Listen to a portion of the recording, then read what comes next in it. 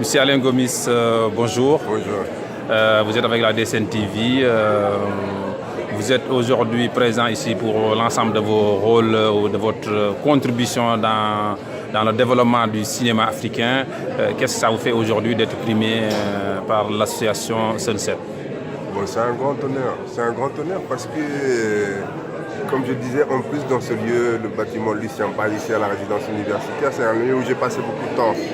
Et donc être reconnu ici à l'intérieur, même où moi aussi je venais ici, soit à des fêtes, je dois dire la vérité, mais aussi à des conférences, être de l'autre côté, se dire que bon, c'est difficile, mais peut-être on va y arriver petit à petit. Voilà, c'est un très très grand honneur d'être reconnu par Sunset et spécialement aussi avec autour de moi des gens comme Oasis Diop des gens qui m'ont ouvert les yeux, qui m'ont ouvert la voie.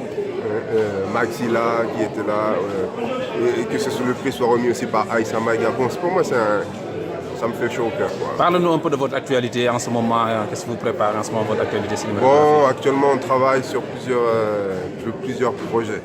Le problème avec le cinéma, c'est que plus on en dit, plus on a des problèmes. Donc, exactement.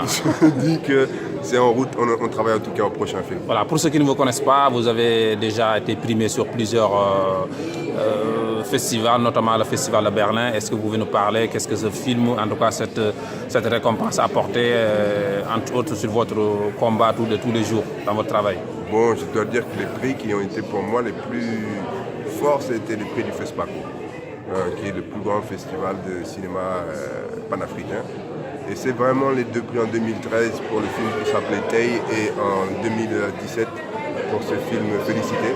C'est les deux prix qui m'ont porté et qui m'ont permis de faire parler de ces films du cinéma et de continuer à avancer et qui me font espérer que je vais pouvoir continuer. Et j'espère pouvoir ouvrir la porte à d'autres surtout, puisque c'est ça qui est important.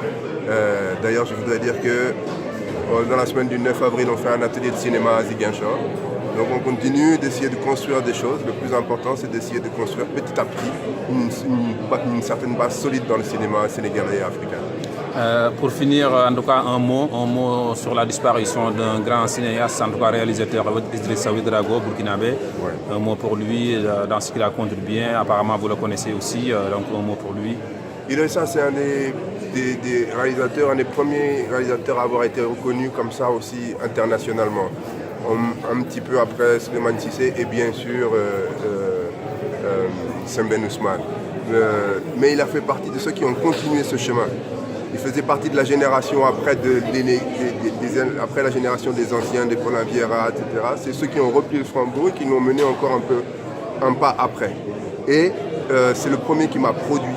C'est quelqu'un que j'ai été voir, qui m'a reçu et qui m'a permis de produire mon premier film, La France, à l'époque où j'étais étudiant à Paris.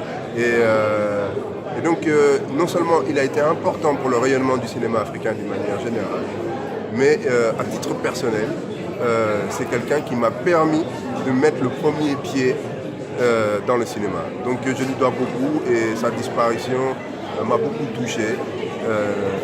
Mais les artistes, ils ont ce cadeau de rester vivants parmi nous grâce à leurs œuvres. Est-ce que vous, aujourd'hui, vous avez un message à passer au niveau des autorités africaines de manière générale dans leur rôle, ou une mission, une aide qu'ils doivent apporter aux artistes africains qui se battent tous les jours pour réussir, pour apporter l'art africain, en tout cas le cinéma africain loin? Je pense que ce qui est important avec le cinéma et l'art africain d'une manière générale, c'est qu'il porte un regard de l'Afrique sur elle-même. Que malheureusement, trop souvent, on regarde vers l'extérieur, comme si l'accomplissement, soit venait forcément de l'extérieur, soit c'était même de sortir.